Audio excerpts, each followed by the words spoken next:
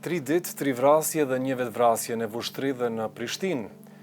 Kryeministri i Kosovës Albin Kurti kërkoi veprime të shpejta institucionale. Na duhet natyrisht analizë kujdesshme profesionale, veprim i menjëhershëm institucional dhe reflektim shoqëror që adreson dhunën që kemi parë në këto ditët e fundit.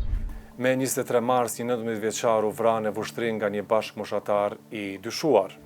Vetëm një ditë më vonë, po në këtë komunë një burr vrau një grua 42 vjeçare.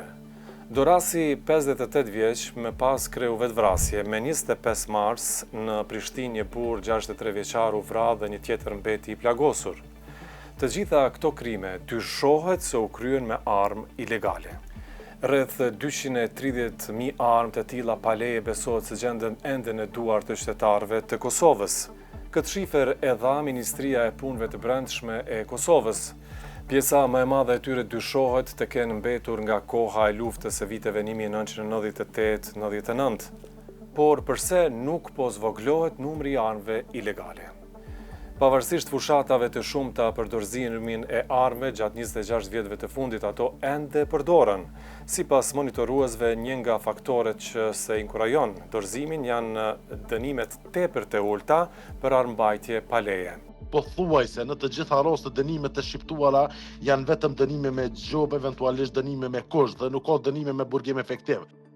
Kodi penal parashet dënim me gjob deri në 7.500 euro për armbajtje pa leje, si dhe deri në 5 vjet burgim. Por shumica atyre që kapen me armë ilegale dënohen vetëm me gjob monetare. Këto dënime do thotë fatkeqësisht më tepër kanë shërbyer ndoshta si një motivim apo si një lloj leje për armbajtje dhe nuk e kanë dërguar mesazhin tek publiku se këto vepra penale janë të dënueshme në mënyrë që të njëjtit më mos të përfshihen vepra penale. Policia konfiskon mesatarisht 1.500 armë ilegale në vit, por ekspertët sugjerojnë ndryshim të qasjes në luftimin e armëve pa leje.